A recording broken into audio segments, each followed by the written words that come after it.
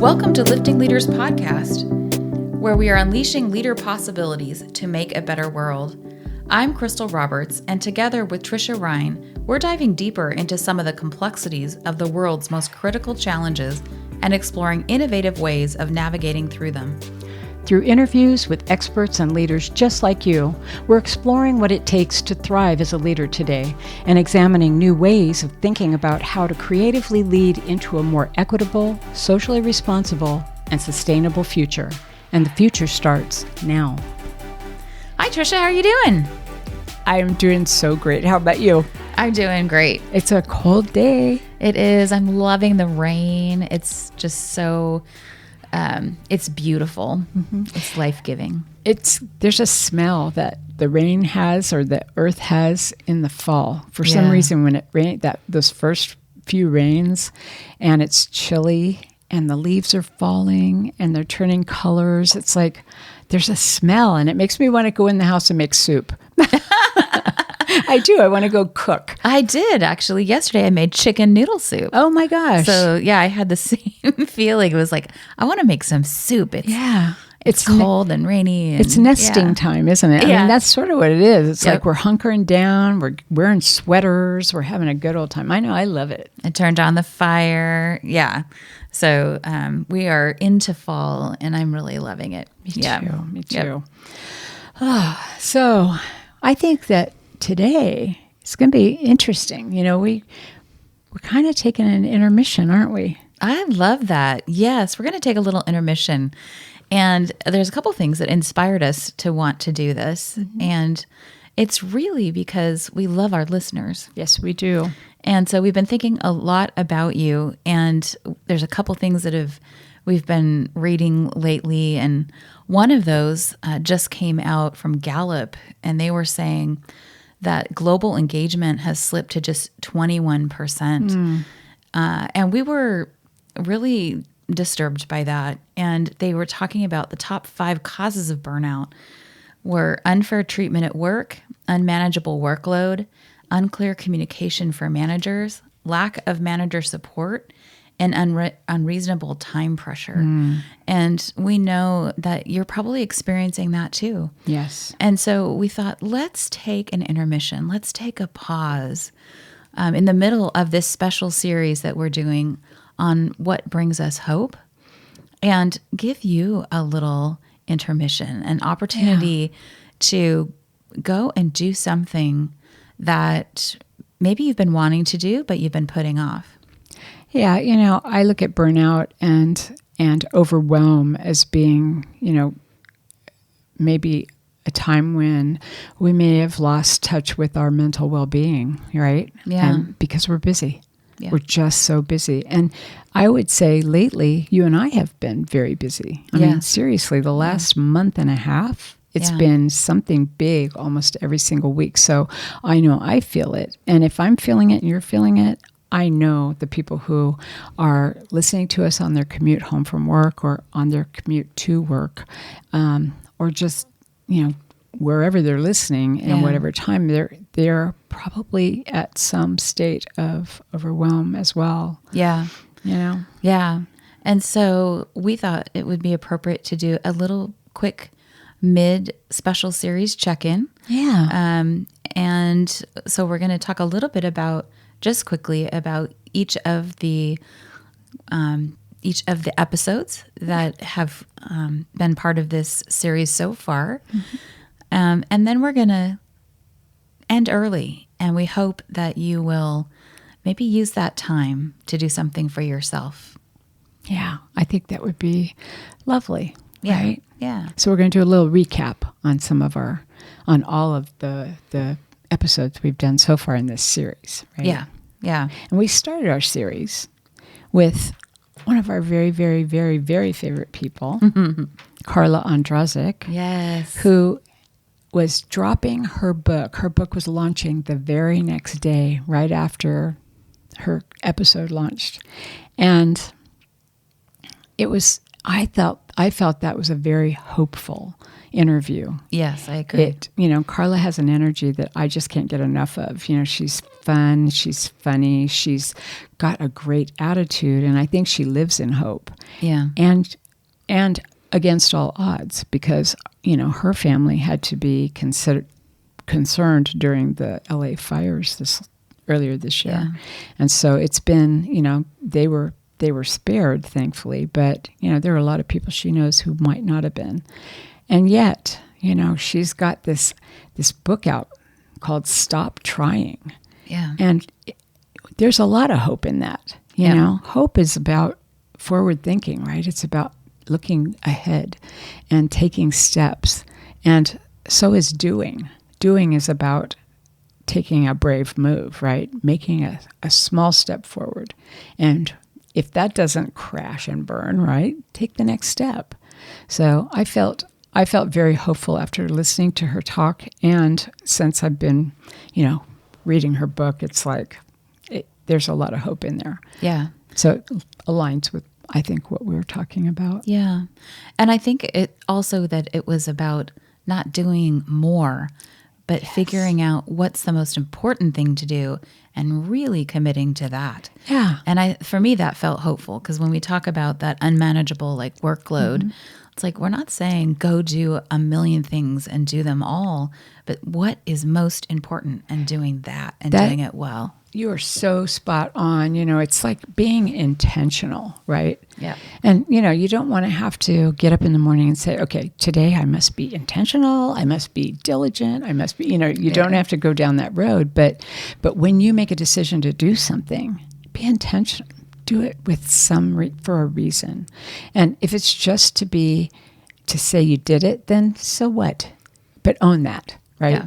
But I love the message. I think her message is spot on right now for people who are not sure what direction to go in. Pick a direction. Yeah. Right? Yeah. Give it a try. No, don't give it a try. Give it a try. Oh my gosh, Carla, you're not listening to this, are you? So funny. That's old habits, right? Yeah. That is the neuro thing that's going on there. And we have to be so careful of our language. Yeah. Right? Yeah. Go do it, not give it a try. Yeah, love that. So our second episode in this series was a short episode where we talked a little bit about live at our at the ODN conference. Yes. We talked a little bit about what that was like to get ready and to give a presentation and talk about our research that we have done around hope. And it really was the first time that we had done that, and kind of the anxiety around that. Oh, and my word. The surprise that we were the ones that were going to be up on stage. So that was really a fun one. It was a fun one. I think that if they could have seen us the night before as we were slashing and burning different parts of our speech so that we could make sure that we stayed within a particular time period, right? Yeah. But, and being frightened a little bit about getting up on stage, but we did it. We didn't try it, we did it. And quite frankly, it was a blast. Had a good time. It was really fun. And the hope in that is that, for me, is that we did a good job, I think. And the feedback that came back told me that there's hope that we have a future in doing that more. I would love it. We're gonna stop trying, and we are actually gonna do it. Did I say try? No. You said, I hope we do it. We're gonna do it. We're gonna do more of that. Doggone it. The research that we've done and the information that we've gotten from people, we just have to spread the word. I know for both of us, we're just really compelled to do that. We need to bring this hope work out into the world. It's important. Yeah. It's very important. Okay. So the next episode we had was our scientist, right? Mm-hmm. And oh my gosh, that was the most inspiring moment. Oh my goodness. I was so excited and hyped up about all these different types of research that are being done with ground-mounted solar panels and the earth underneath them, and the whole ecology of it. It was like, oh my gosh, this is so interesting. But that's Matt Sturgio. Yeah. And I would follow that guy if he's going to tell me that the earth is going to turn into cheese and we are going to be started to eat cheese for a living, or I would be following him. He's very compelling. You could tell there's a lot of passion in what he's doing. And if there's not hope in that, I don't know what is. Yeah. This is a guy who is sacrificing his current world, basically, so that he can make a difference, a positive difference for our entire earth going forward. And no matter how long it takes for us to finally get to the point where we hear the message and we do something about it, he's willing to stay the course. And so if he's willing, I'm willing. Yeah. Right? Yeah. I just really was moved by the innovation, like thinking about things, taking things and doing them in a totally new way that nobody has even thought about. Yeah. And it's just really groundbreaking. And for me, that brings me hope to see something that just really moves us forward in this making a better world. It's funny when I think back at Carla and the way she was presenting, her thoughts about her book, and Matt and how he was presenting his thoughts about his work. They were so engaged. Yeah. It was like you could tell the passion was behind it. And that's what makes it engaging for me. It's like if you're talking to people and they clearly are living what they want, how they want to, or they're on a mission, or they have a purpose and they know it. It's not only interesting, it's engaging and fascinating, and it makes me want to be there too. Yeah. Yep. And then we had Daryl Thomas as a guest, and he was is a colleague of yours at the Port of Seattle. Yeah. I loved how varied his background was, and that how he has brought all of those skills and talents together into helping other people and serving other people in a myriad of ways. Specifically, he was talking to us about the helping people move ahead financially, especially people who are experiencing significant barriers in their lives. But I loved his strong commitment to helping other people live better lives. I loved this interview with him. Daryl what I loved was the story that he told was actually sharing with us exactly the path that he has been on, no matter what he's doing. He's very altruistic, and he's, and it's wonderful to see that in somebody. There's passion behind all of that too. Yeah. And the fact that he is so strongly committed to helping people rise above what could be a world where they struggle a lot more, to a place where at least financially they can be in control, much more control of their world. And that, taking that away in itself is a confidence booster. And it's something that can really help people, no matter what walk of life or anything that you're coming from. Daryl just kind of brings you into that, and he is that way. It's been my experience with him since I've worked with him a little bit in a few areas, and he's kind, he's engaging, and he's very committed to making sure that people have an experience. And I follow this guy. I just think he's wonderful. And it was interesting because I ran into a couple of people at work the other day who had listened to the podcast, and they said, "Is that our Daryl Thomas?" And I said, "Yes." And it was like, I didn't know he did finance. He works in our OEDI group. He works in equity, diversity, and inclusion. And I said, yes, it's interesting how many people actually have more than one thing that they like to do. Yeah. And I said, this is something that Daryl's really committed to, and I wanted to make sure that we highlighted that. And I'm sure that they're probably putting in emails to Daryl saying, "Can we talk?"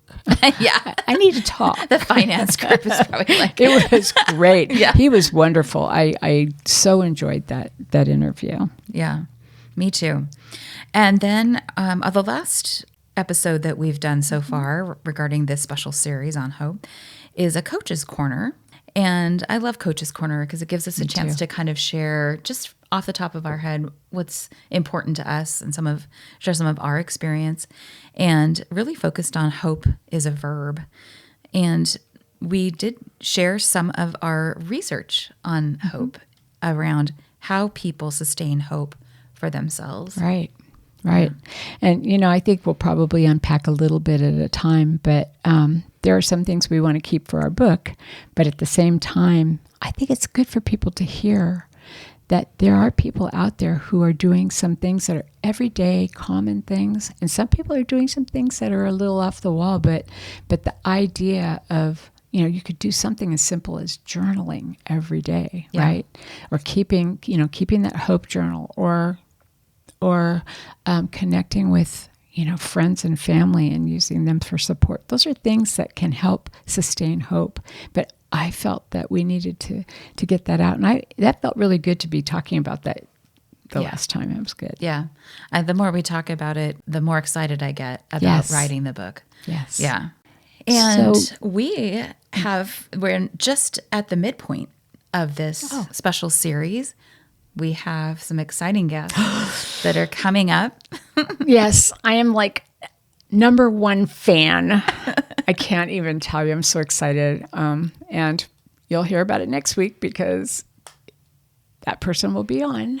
Yeah. It's another very strong, hope-filled interview. We have not done it yet, but this person he just exudes hope in many ways. And so I think it'll be something a lot of people want to hear. Yeah.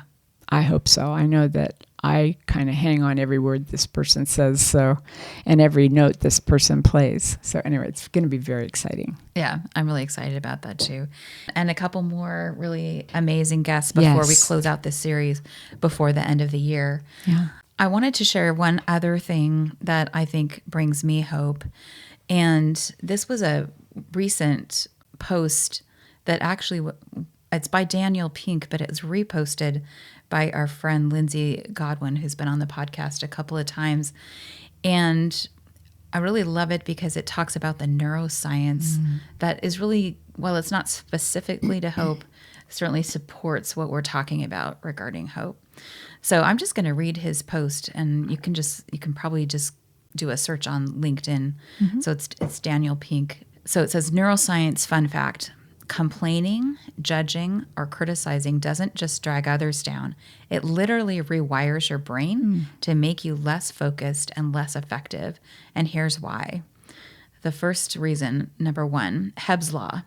Neurons that fire together wire together. Complain often, and you train your brain to see more problems while missing solutions. Number two, chronic negativity shrinks the prefrontal cortex.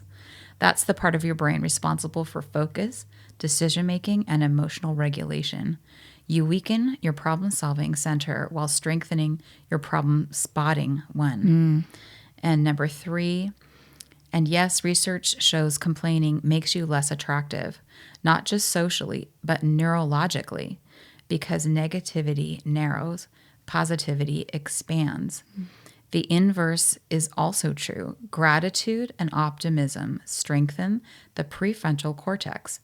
Every time you speak or type, you're training your brain. I thought that was super interesting and something to really be sort of self-aware about. Every time you speak or type, you're training your brain. So when we think about those neural pathways, train it for abundance, not lack, because you don't get what you want in life. You get what your brain is wired for. So true. I was like, that's really powerful. So I hope that that is a bit of an inspiration as we think about how do we talk about, especially in this series where we're talking about attention and intention, and really thinking about this really supports that the neurological reason why we want to pay attention to our intention and attention. And we've talked about neuroscience before, and the importance of building muscle memory, because your neurons, they fire a certain way, and if you have actions that you do that are negative, your neurons are going to wire themselves to connect for that superhighway, right? Yeah. But if you are thinking positively, you're building muscle memory for a more hopeful and more positive experience, because you're expanding your neurons, and you're getting them to the positive ones to connect. And that I'd rather be on that superhighway, I will tell you, because Yeah. hypervigilance is destructive. Yeah. You know, it keeps you from enjoying your life. And that's the thing I try to remember is when I think negatively, it's not so much that I'm having a bad day. It's that I'm having a bad day and I wasted all that time thinking about it, when in fact I could be thinking differently. So I'm starting to really concentrate on that. Yeah. Concentrate on like, okay, can I do anything about this? No? Okay, then I have to let it go, Yeah. Yeah. So this is about a 20-minute episode. And normally we have usually a 45-minute to an hour episode. That's right. So you do the math. Take those extra minutes that you might have been listening to the episode. Do something for yourself. I loved you were talking about that you had a bath bomb that you got for last Christmas, and you're thinking, I want to use that before this Christmas. Yep. I know I've got a stack of books, and I would love to sit down and at least breeze through a few of those. Or maybe even, I don't know, take a warm shower or sit in front of the fire, or That's a good one. so many things I'm sure that people can think that they would like to do that would be nourishing for themselves. Yeah, and if you can get away from social media for a while, right?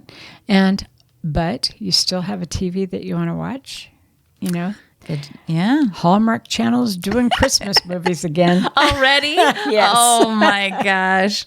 There you go. Or there's football game, I'm sure, this weekend. So anyway. But do something that you love. Yeah, do something that makes you feel positive and keeps those positive neurons flipping around, right? That's right. That creates that expansion. Yes. Yeah, instead of shrinking back.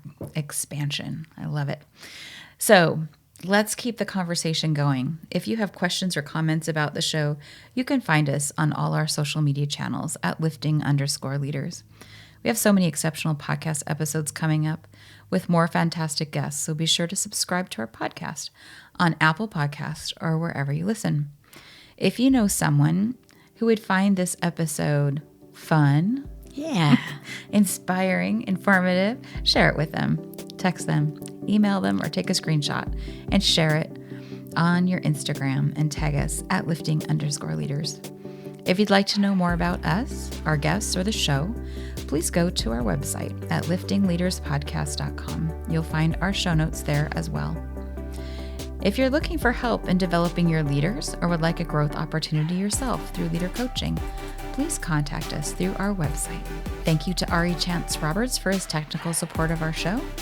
And finally, and this is really important for us, please take 30 seconds and follow us. It helps you because you never miss an episode. And it helps us because you never miss an episode. And it also helps with the algorithm. Yes, it to does. help us get found. To follow us, go to the Lifting Leaders podcast show on Apple Podcasts, Spotify, or wherever you listen. Then just tap the plus sign in the upper right-hand corner or click on follow. While you're there, if you're willing to give us a 5-star rating and review and share the podcast with a friend, we'd be so grateful.